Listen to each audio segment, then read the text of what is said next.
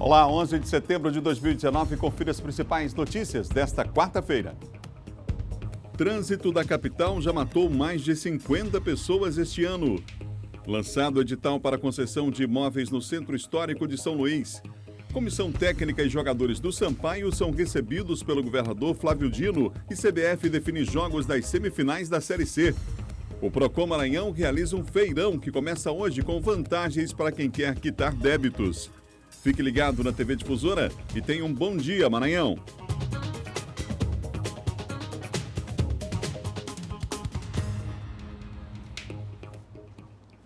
Um ótimo dia para você que nos acompanha em todo o estado pela TV Difusora. Estamos começando o nosso Bom Dia Maranhão nesta quarta-feira. Um excelente dia aos amigos que nos acompanham em todo o estado. Aí na região sul, também os amigos da Baixada Maranhense acompanhando a nossa programação. Nosso muito obrigado em nome de toda a equipe aqui da TV Difusora.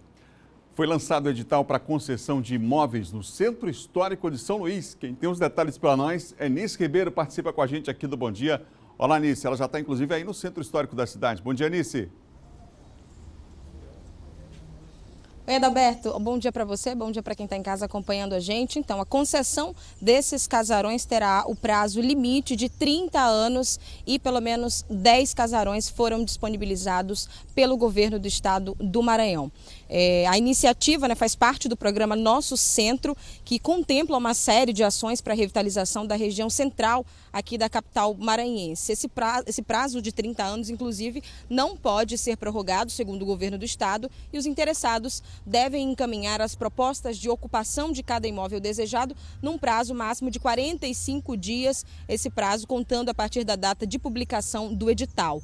Os critérios para a seleção das propostas apresentadas estão detalhadas nesse edital, entre elas a adequação do projeto de ocupação apresentado às diretrizes e aos objetivos que são estabelecidos pelo programa Nosso Centro, de acordo com o governo do estado. E outros pontos que devem ser considerados nesse caso é a capacidade de atrair a demanda espontânea e também o fluxo de pessoas para a região do centro de São Luís, que tem passado já há muitos dias por uma revitalização. Então, pretende-se ainda ter o menor tempo previsto para o início das atividades do imóvel e também o maior período de tempo no qual o imóvel vai ficar aberto ao público e, claro, a capacidade de geração de emprego. A lista com todos os imóveis que estão disponíveis para o público está disponível lá no edital. Adalberto.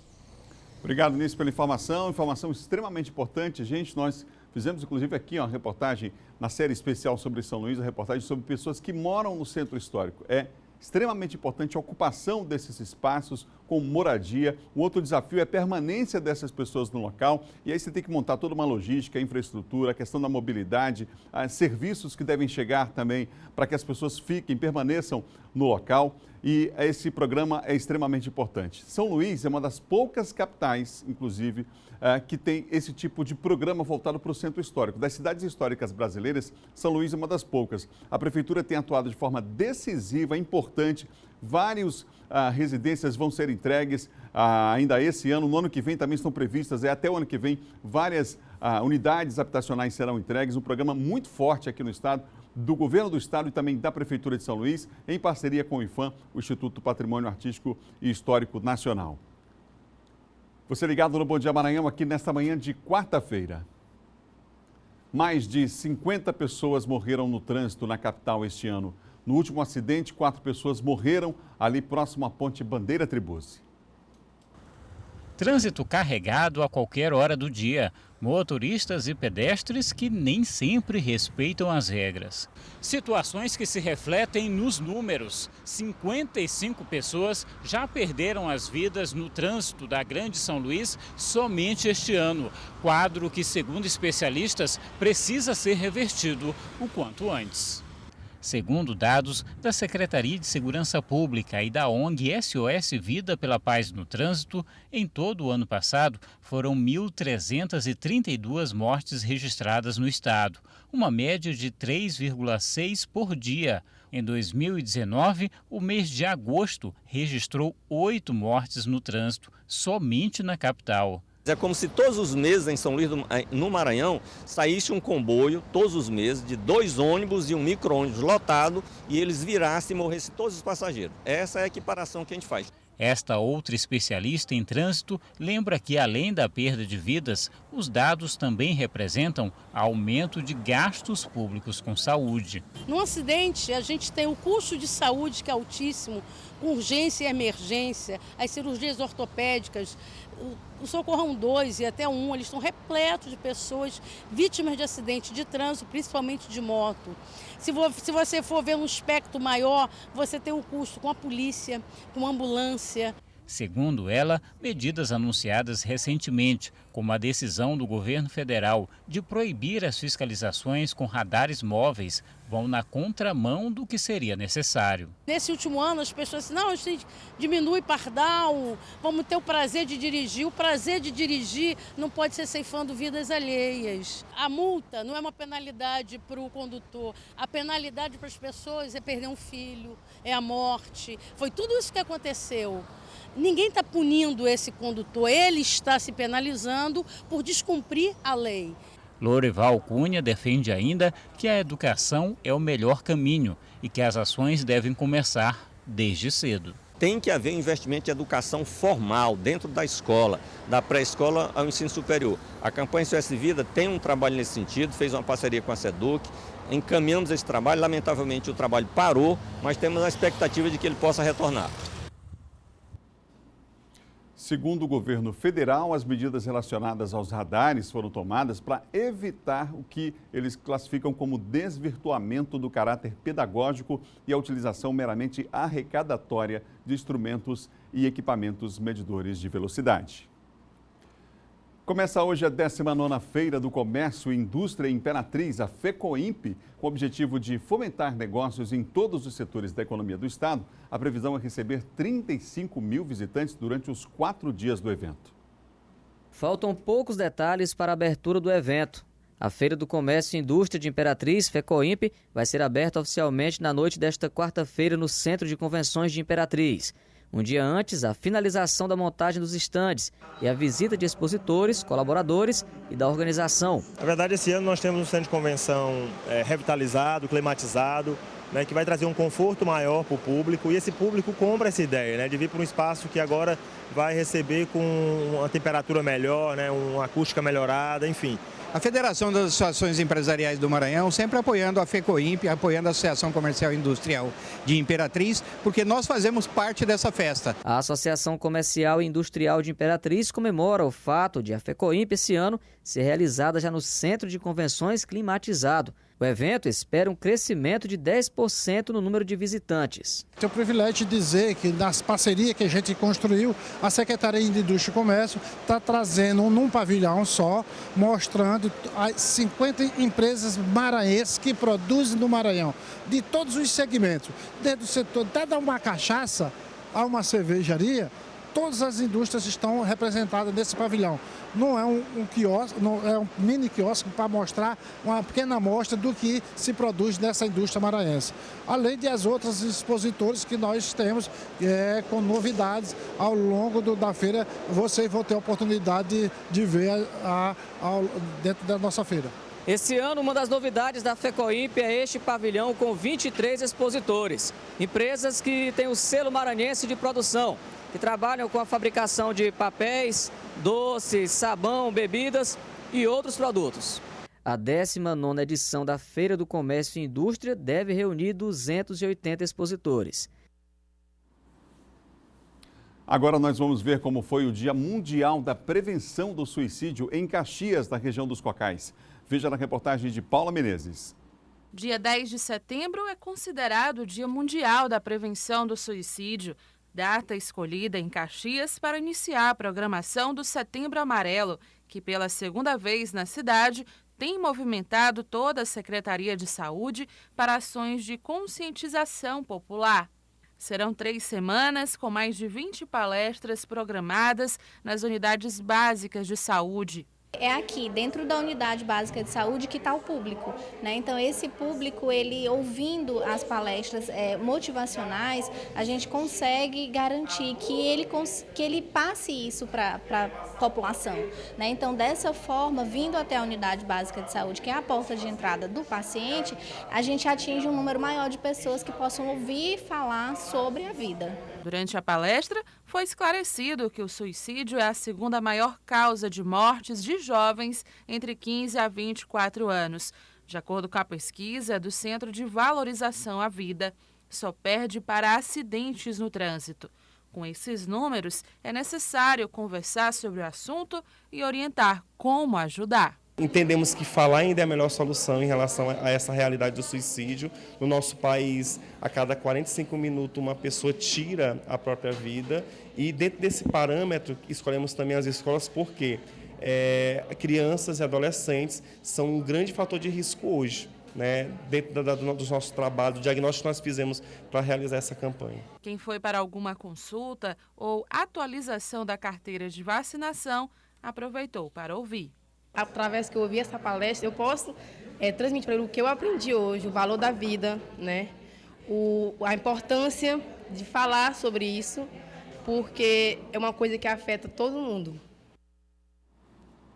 Tem toda a razão, afeta todo mundo, é um problema sério, precisa ser conversado em casa, na escola, em todos os lugares, é preciso a gente ficar atento. Existem alguns sinais sim, mas outras pessoas sequer apresentam algum sinal e acabam cometendo esse ato absolutamente equivocado.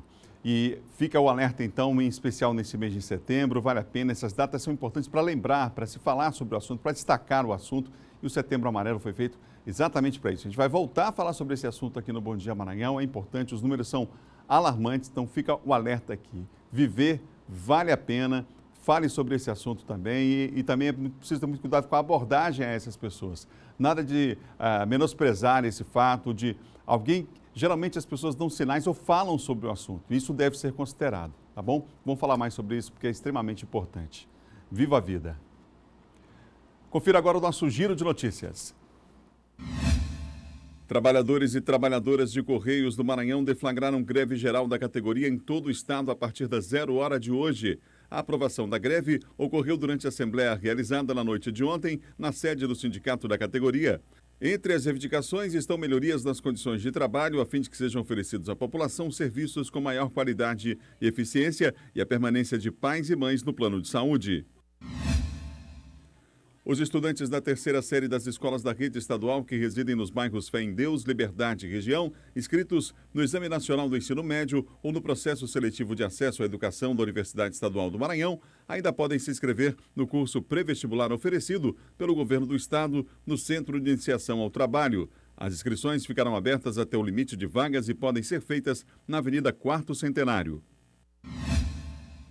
1.776 mortes violentas foram registradas em um ano no estado do Maranhão, segundo dados do 13º Anuário Brasileiro de Segurança Pública, divulgado ontem. A média foi de 148 assassinatos por mês. Em 2017, o registro foi de 2.058 mortes violentas em todo o estado. O anuário foi elaborado pelo Fórum Brasileiro de Segurança Pública e a organização é uma coleta de informações das Secretarias Estaduais de Segurança Pública e Defesa Social e do Instituto Brasileiro de Geografia e Estatística. Ainda de acordo com os dados do anuário, ocorreram 57.341 mortes violentas ano passado no Brasil. Um total de 534 mil famílias maranhenses estão com cadastro inválido no cadastro único que dá desconto na conta de energia elétrica. Outras 148 mil estão com o cadastro desatualizado há mais de 2 anos e 150 mil correm o risco de perder o benefício ainda em 2019. A atualização e a inclusão do CAD único podem ser feitas no CRAS ou na Secretaria Municipal de Assistência Social. Após a regularização do cadastro, o beneficiário pode solicitar a participação no programa nas agências de atendimento da SEMAR. No próximo bloco, o Silvan Alves atualiza as principais notícias da área de segurança. E mais, suspeita de fraude na eleição interna do Partido dos Trabalhadores do Maranhão. Assunto para John Coutrin no quadro de política. Nós voltamos já já.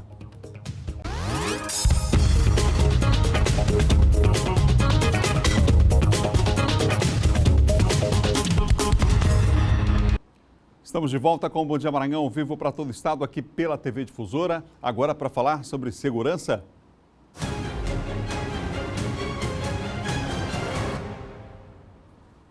Comigo o Silvan Alves, que apresenta de segunda a sexta, às 6 da manhã, o Bandeira 2. Bom dia, Silvan. Bom dia, Adalberto. Bom dia a você, bom dia a todos. Silvan, chama atenção, claro, essa semana já o segundo caso de latrocínio, roubo seguido de morte em Imperatriz, Silvan. É, a segunda maior cidade do estado. A semana começou com a morte do pastor Jorge, né, que foi um crime que teve grande repercussão por ser um líder religioso.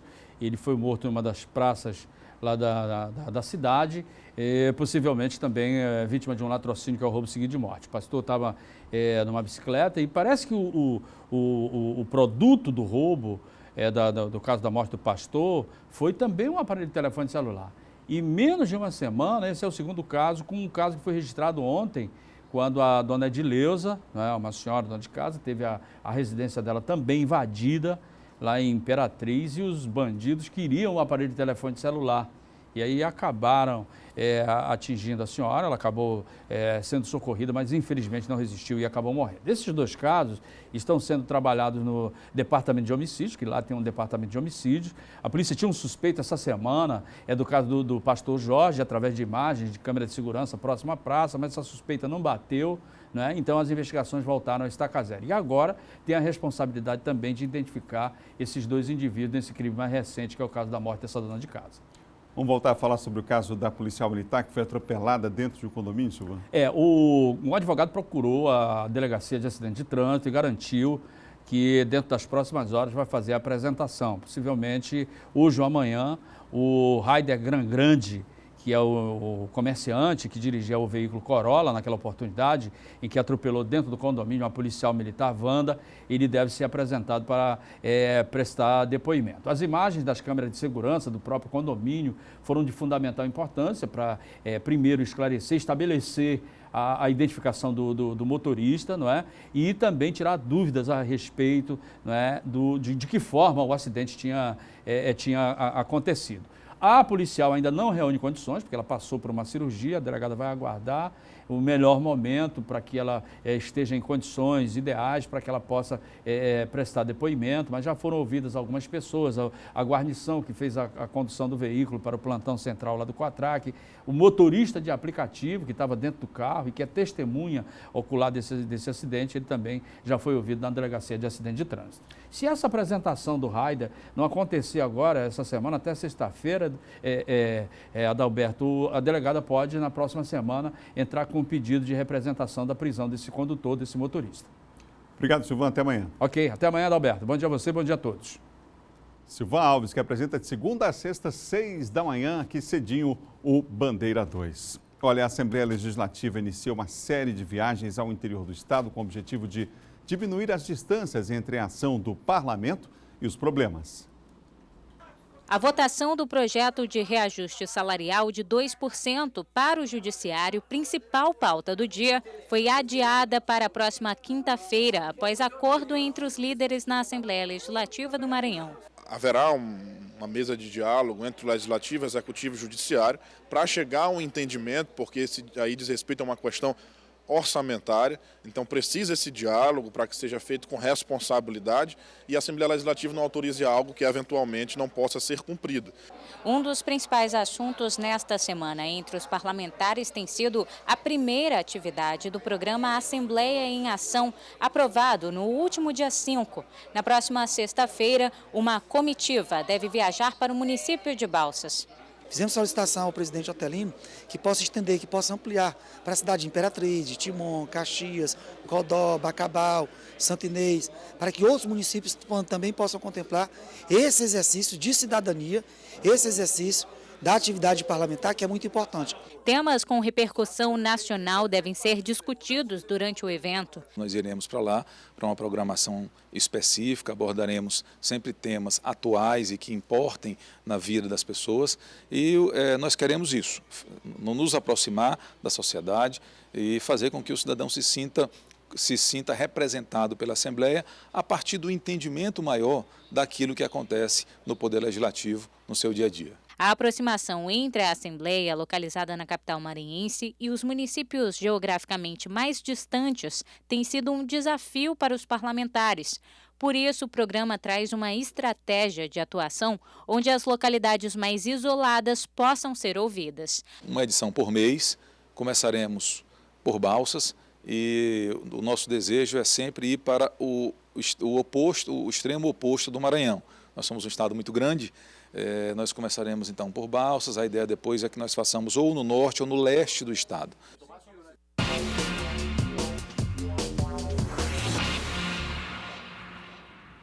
Comigo, nosso colunista de política, John Coutrin. Bom dia, John. Bom dia, Adalberto. Bom dia a todos. Ô, John, explica pra gente, é uma suspeita de fraude da eleição interna do Partido dos Trabalhadores aqui no Estado? Infelizmente, Adalberto, a cena se repete no PT do Maranhão. A cada 2 anos, essas eleições, né, chamado PED.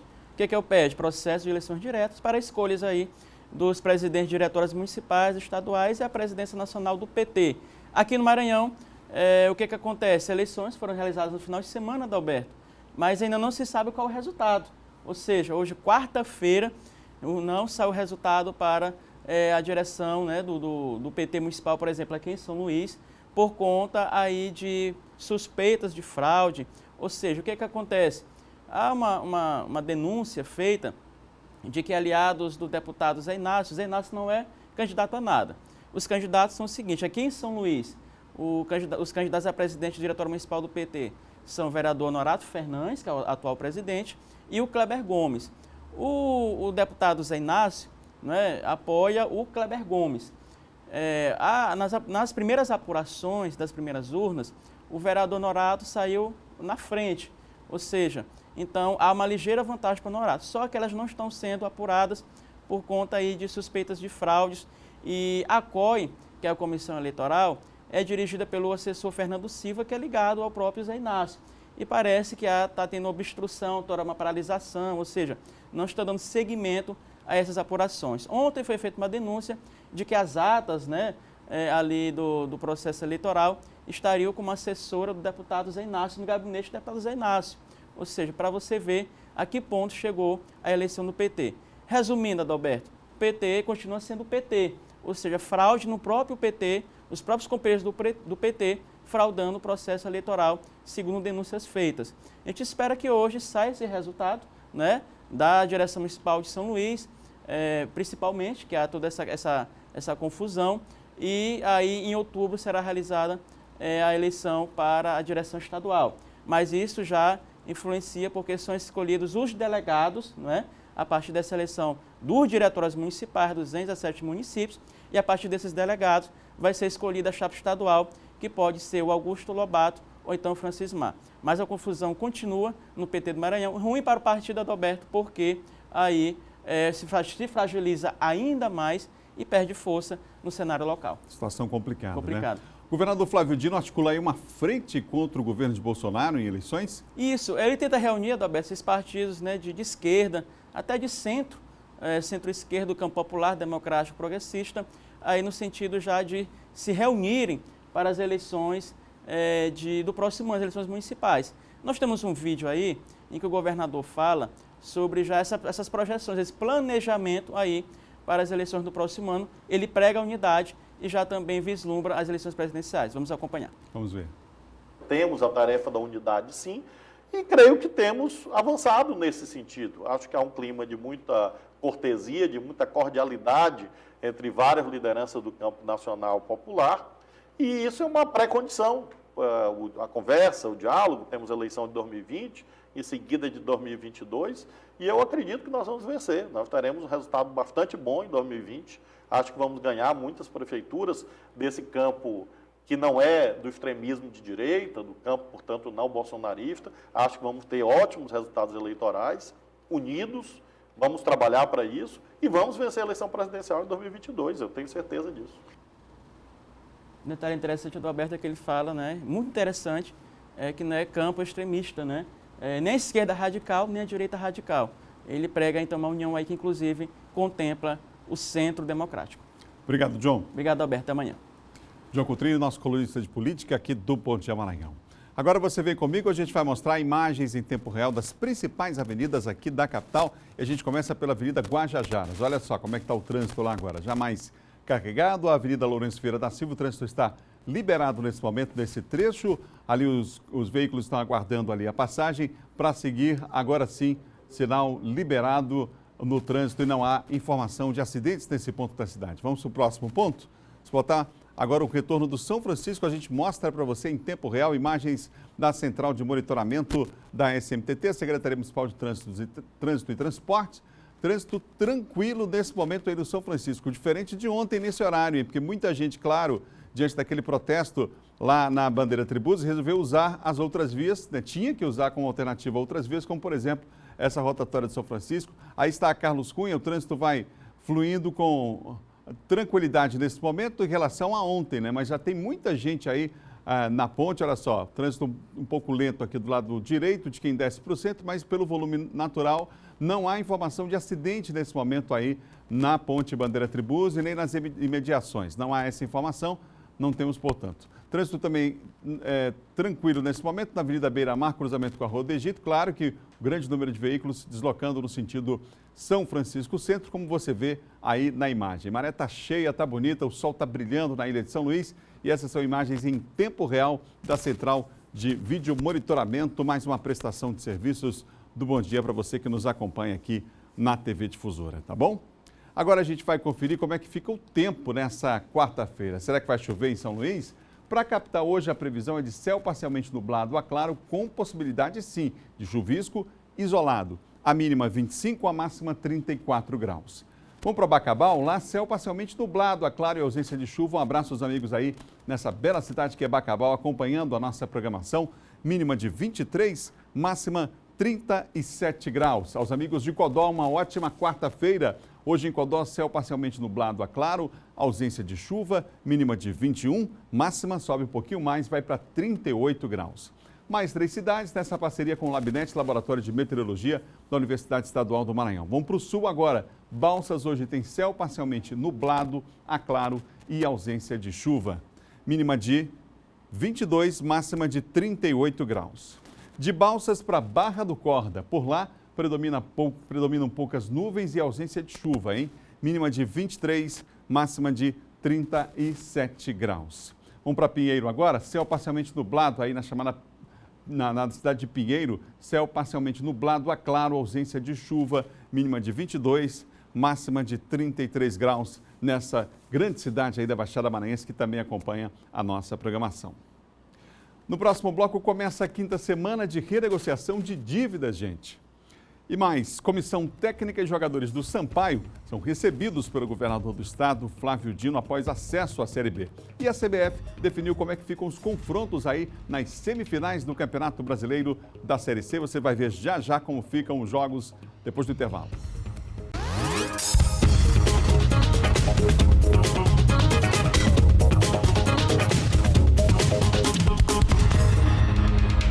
Estamos de volta com o Bom Dia Maranhão, ao vivo pela TV Difusora. Você que nos acompanha no interior do estado, uma ótima quarta-feira para você, hein? Vamos mostrar mais uma vez imagens em tempo real das principais avenidas da cidade. Claro que agora outros pontos da cidade a gente vai mostrar para você, começando com a Avenida Guaxenduba. Vem comigo, olha só como é que está o trânsito nesse momento na Avenida Guaxenduba. Bastante carregado, hein? Muita gente descendo aqui as chamadas Cajazeiras, né? Muitos ônibus aqui nesse ponto da cidade. Claro, é o acesso aqui também ao centro da capital maranhense, mas não há informação de acidentes, nenhum problema, portanto, e por isso o trânsito vai fluindo normalmente. Claro que por conta do horário você vê aí o volume enorme.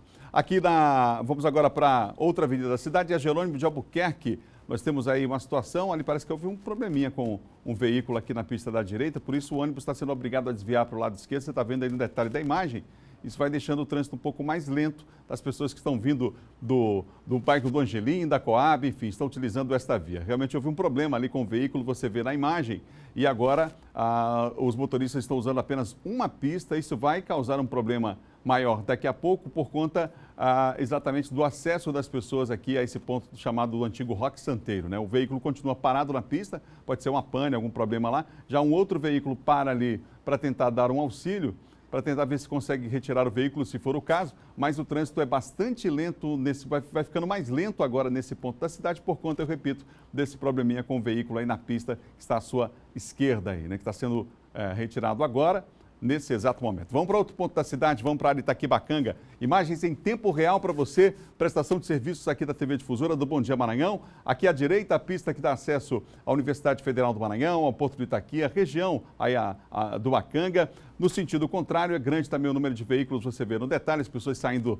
de vários bairros aí, do Saviana, Vila Embratel, do Anjo da Guarda também, mas não há informação de acidentes nesse momento na barragem do Bacanga. Nenhum protesto por lá também, geralmente é uma via muito utilizada com esse fim, mas o trânsito vai fluindo normalmente nesse ponto da cidade também. No Mercado Central, aquela tranquilidade habitual do começo da manhã, as pessoas ainda estão chegando para o trabalho, geralmente o trânsito é bem mais tranquilo nesse ponto aí da cidade, aí próximo ao Mercado Central, na Magalhães de Almeida. Você vê no detalhe, imagem em tempo real para você, prestação de serviços aqui do nosso Bom Dia Maranhão, imagens em tempo real aqui da capital São Luís.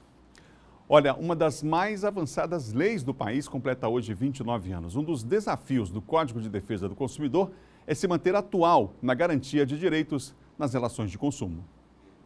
Maria José é uma consumidora consciente de seus gastos e de seus direitos. Foi ao PROCON para questionar uma cobrança indevida que já ultrapassa R$500. Uma parcela que está vindo no meu cartão descontado que eu não reconheço, entendeu? Que eu não fiz. Então, essa já é a 10ª parcela que está vindo descontando no meu cartão, tal de um parcelado fácil.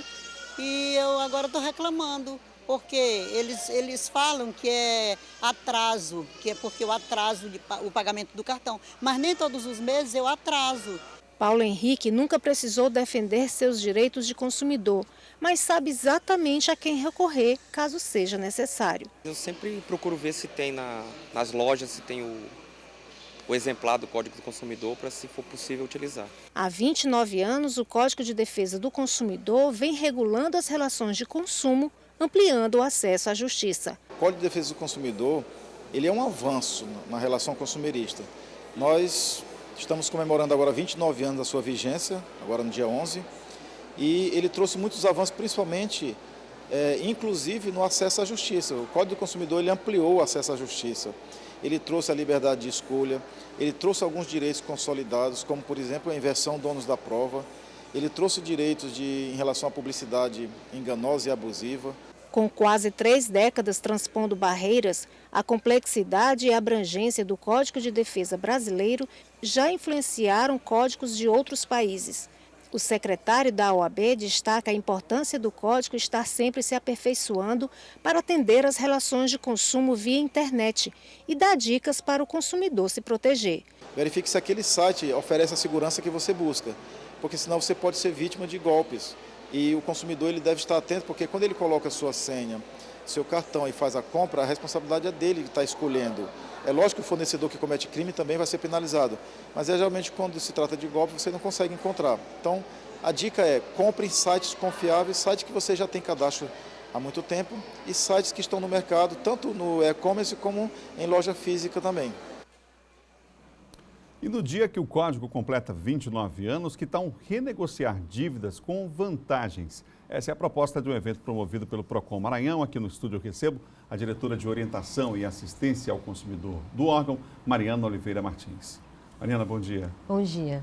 Bom, Mariana, antes de falar da semana de renegociação, acho que é importante pontuar aí esse código que nós temos no país. É uma lei extremamente avançada, a gente viu na reportagem há pouco, referência para o mundo, né?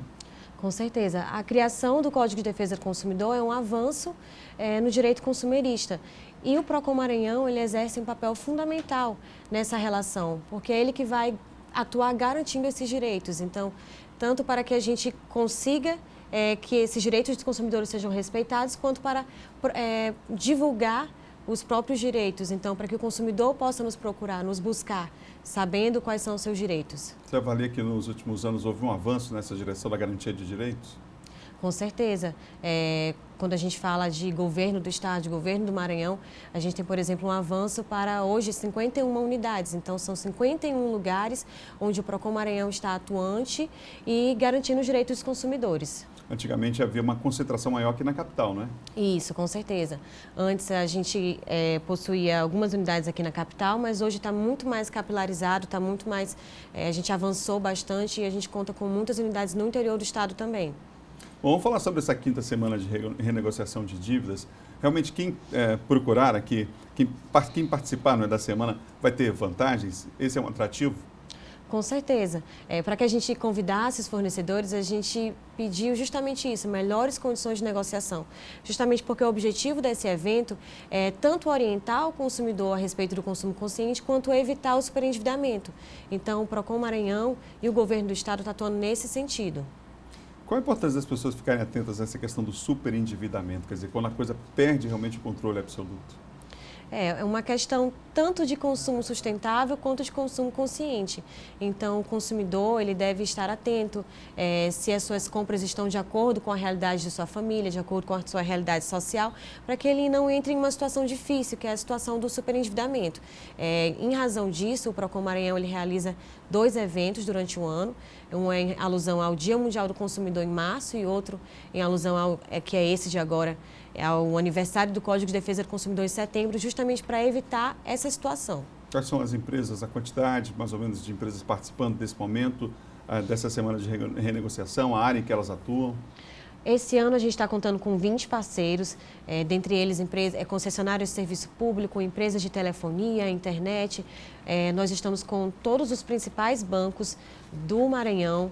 Então, muitas instituições financeiras, instituições de ensino e outros parceiros como o CDL, Jardim da Paz. Então, são realmente uma gama muito grande de parceiros para ajudar o consumidor a sair do superendividamento. E o que o consumidor precisa fazer? Como é que ele, na hora de renegociar, que tipo de documento ele tem que levar?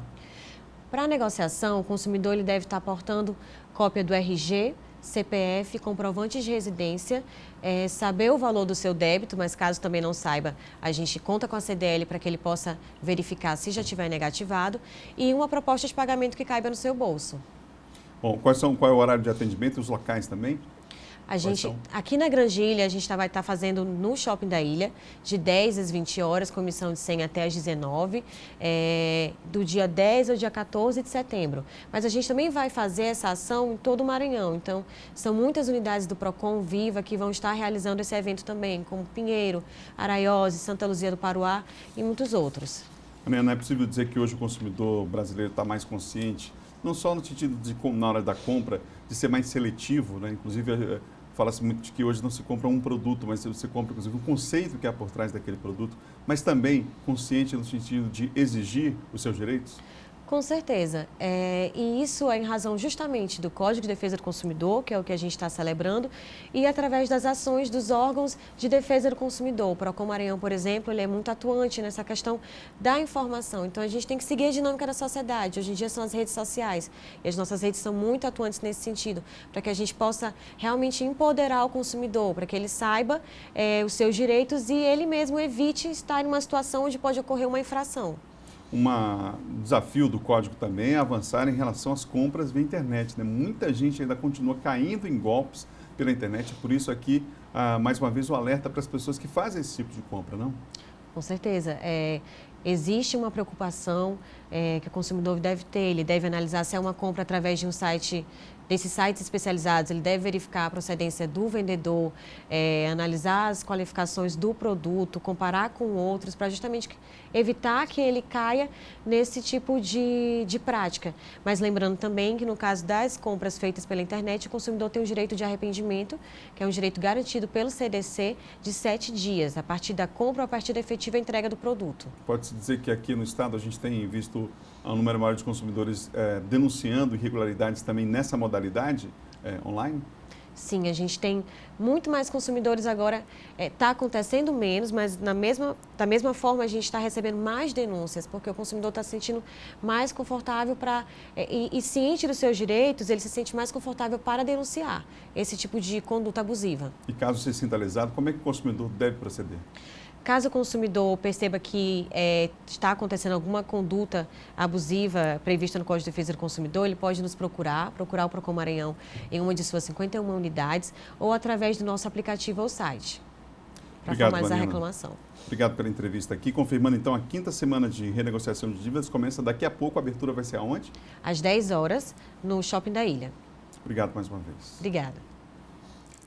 A Escola Superior do Ministério Público do Estado do Maranhão promoveu o primeiro seminário dos gestores públicos municipais do Estado, na região Tocantina. O encontro reuniu mais de 150 gestores públicos do sul do Maranhão. Este é o primeiro seminário de gestores públicos municipais do Maranhão, da região Tocantina.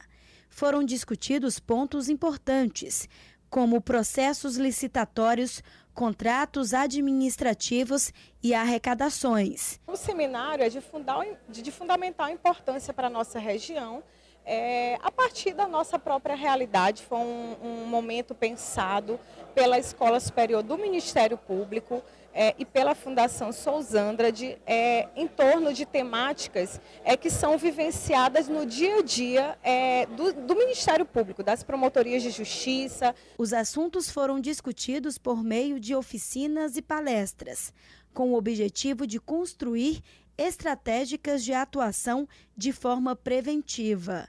Além disso, mudar a aplicação do recurso público para evitar as irregularidades. Capacitações, as oficinas temáticas, tudo que envolve educação fiscal e educação financeira, também são ações de controle. Por isso, o Tribunal de Contas abraça essa ideia do Ministério Público de capacitar o gestor público para poder fazer, inclusive, a posteriori, uma cobrança mais efetiva, para que os gestores públicos não aleguem desconhecimento ou falta de capacidade técnica. A administração pública não permite mais amadorismo, então, trazer conhecimento, trazer ciência, técnica e método através desses seminários é de suma importância. A gente louva a ação do Ministério Público e sempre que pode nós participamos. Mais de 150 pessoas participaram do seminário.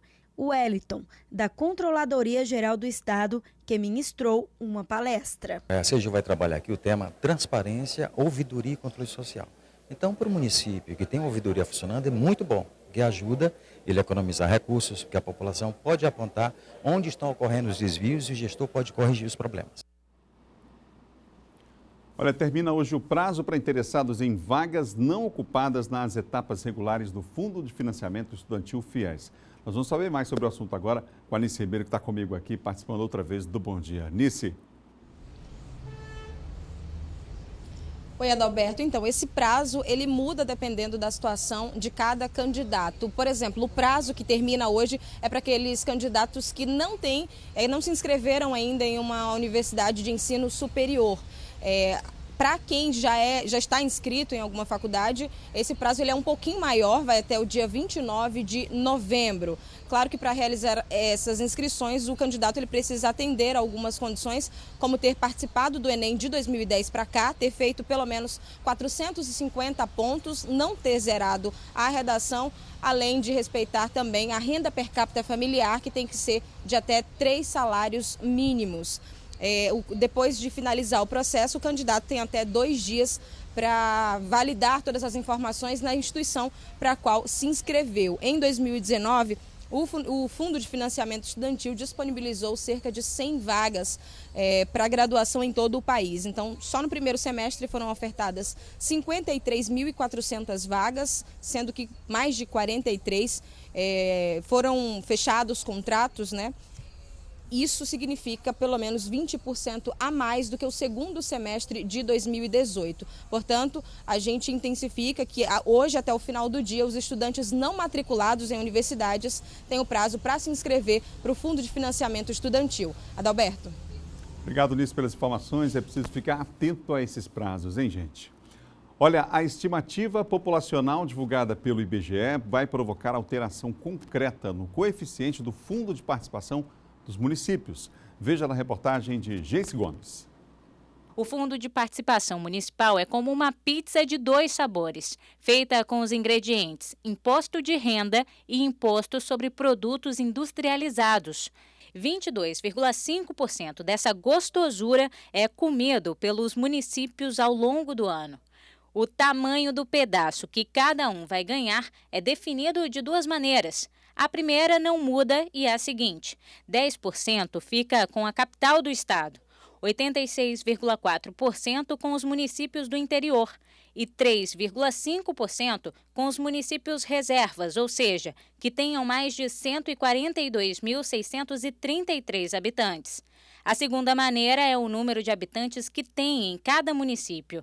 Quem calcula o índice populacional é o Instituto Brasileiro de Geografia e Estatística. O último levantamento foi publicado no Diário Oficial semana passada. No Maranhão, Bacabeira, Carutapera, Porto Franco e Raposa tiveram crescimento populacional suficiente para a mudança de coeficiente, ou seja, para receber um pedaço maior da pizza. Já o governador Newton Bello teve redução do coeficiente e deveria ficar com um pedaço menor. Apesar da diminuição da população, O município não terá redução dos repasses até o ano que vem, porque com a lei complementar editada pela Presidência da República em janeiro deste ano, os valores dos repasses estão congelados. Para o Maranhão não tem um impacto tão grande, porque nós só tivemos um município que caiu. Então, no momento que um município ele cai o coeficiente, acaba aumentando para os demais. Mas essa diferença de 0,2 que vai ficar mantida para o município de Governador Newton Belo não tem impacto financeiro grandioso que cause qualquer problemática às administrações.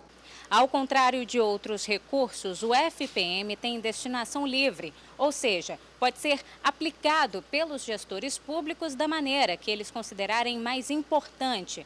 Mas esse não é o único recurso calculado com base no índice populacional. Por isso, o levantamento feito pelo IBGE tem tantos impactos no desenvolvimento dos municípios.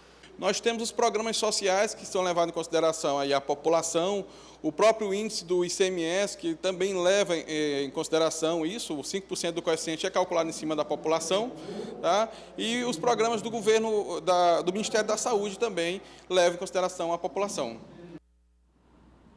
Você ligado no Bom Dia Maranhão, nesta quarta-feira, os amigos que nos acompanham no interior do estado, nosso obrigado pela audiência, que eles estão acompanhando aqui na capital também. Muita gente já chegando para o trabalho e já ligando a televisão aqui na difusora, acompanhando desde cedinho a nossa programação. A gente só agradece os amigos nas feiras da cidade, aí no João Paulo, na Liberdade, aos amigos ligados com a gente aí no Lira, Codozinho, ligados na nossa programação, na Madre Deus também. Um ótimo dia, boa quarta-feira para você e para toda a sua família, tá bom? Agora a gente vai falar de esporte.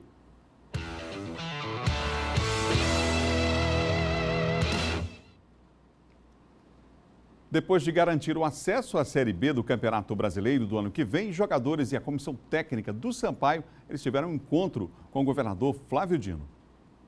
O encontro entre jogadores, comissão técnica e o governador Flávio Dino ocorreu no Palácio dos Leões. Um reconhecimento para o time após a conquista do acesso à Série B do Campeonato Brasileiro do ano que vem. Participação garantida após vitória sobre o São José do Rio Grande do Sul, no último sábado, com o apoio da torcida no Estádio Castelão. Um jogo muito difícil, a gente sabia que a equipe de São José ia vir determinada também a conseguir a classificação. Mas, graças a Deus, nós conseguimos nosso objetivo, que foi o acesso, e agora voltamos aos trabalhos para que a gente consiga o título. É gratificante, né? Depois de uma conquista dessa, a gente ser recebido pelo governador. Vamos trocar um papo ali bacana, maneiro. Estamos felizes demais, né? Que não pare por aqui, né? Também com incentivo do governo, também não só do governo, mas da prefeitura, que a gente possa, né, dar a volta aí por cima aí, quem sabe colocar a nossa equipe numa Série A. O acesso foi um objetivo, né? O nosso outro objetivo agora é o título e a gente vai trabalhar firme para buscar esse objetivo aí. O Sampaio também está classificado para as semifinais da Série C. Vai enfrentar o Confiança de Sergipe. Para o técnico João Brigatti, os desafios para a equipe ainda não terminaram. Não acabou ainda, né? O nosso pensamento é assim, sempre respeitando o adversário, confiança, que é o nosso próximo adversário, e procurarmos ultrapassá-los para a gente poder chegar na final. Acho que se a gente conseguir o título, seremos coroados de um belo trabalho ao longo de 2019. Durante o encontro, o governador do estado e o presidente do clube falaram também em um reforço na discussão sobre estratégias de apoio ao esporte e a maior participação de torcedores nos estádios. Eu fico muito satisfeito de ter comandado esse grupo. Quero dizer aqui que ninguém faz trabalho sozinho, isso foi o resultado de um trabalho em grupo. E agradecer àqueles que contribuíram por isso e agradecer ao governador Flávio Dino, que tem a sensibilidade para saber que o esporte é uma política pública, inclusive deve ser prioritária. É uma política pública vitoriosa, crescentemente vitoriosa, e permite que nós vinculemos com outras políticas, a exemplo da educação e da saúde, além de servir de estímulo à formação de novos atletas.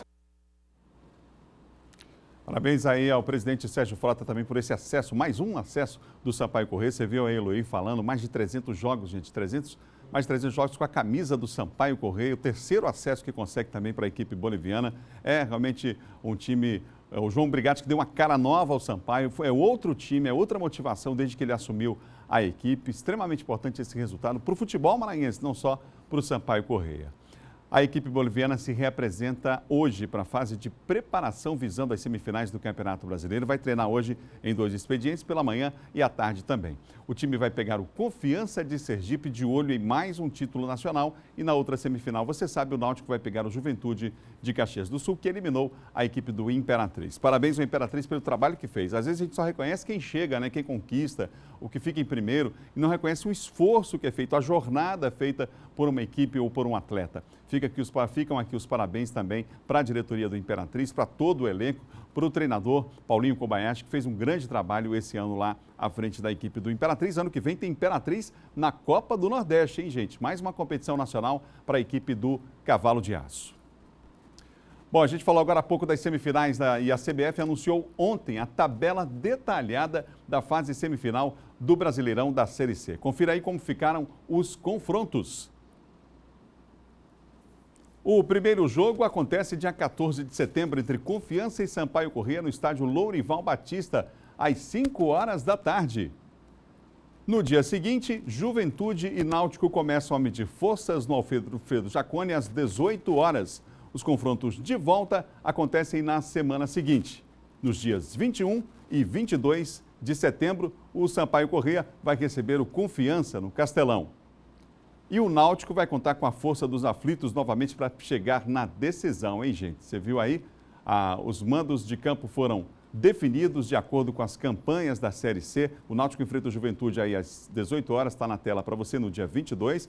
Esses confrontos aí foram definidos pela CBF. E aí, no caso, Sampaio Corrêa e Náutico possuem mais pontos conquistados ao longo de toda essa competição. E aí o que acontece? Se os times têm essa vantagem, vão, portanto, decidir em casa. Ao longo de toda a competição, eles conquistaram essa vantagem e a gente fica aguardando aí, então, essa fase da competição que é extremamente importante. Agora é semifinal, agora vale vaga na final. Cada jogo é uma emoção diferente, a gente já vinha observando isso. A torcida boliviana esteve presente e, olha, jogar em casa o segundo jogo fez toda a diferença para o Sampaio. A pressão da torcida fez uma diferença realmente muito grande, o Castelão completamente lotado, quer dizer, tinham oficialmente aí mais de 20 mil pessoas, mas o estádio tinha um público excelente, foi importante a participação da torcida, é isso que a gente quer frisar para o resultado que o Sampaio teve, que foi o acesso. Lembrando que não há o critério do gol qualificado, logo em caso de empate na soma dos placares, a decisão do classificado será nos pênaltis. Bom Dia Maranhão termina por aqui, a gente vai ficando por aqui. Outras notícias você confere no portal MA10. A todos um ótimo dia, amanhã a gente se encontra. Amanhã é quinta-feira, é dia de Bom Dia, às 7 horas da manhã. Vem aí o primeiro impacto. Amanhã no Bom Dia Maranhão vamos falar sobre vários assuntos aqui na nossa pauta. Você fica ligado com a gente com as principais informações do dia, tá bom? Reforçando aqui a informação em relação aos jogos do Campeonato Brasileiro da Série C, a continuidade dos jogos. Aí o Sampaio faz o segundo jogo em casa e vai mais uma vez precisar do apoio decisivo da sua torcida e claro que vai ter com certeza esse apoio. Outras notícias você confere no portal MA10. A todos um ótimo dia, a gente se encontra amanhã então às 7. Tchau, tchau, até lá.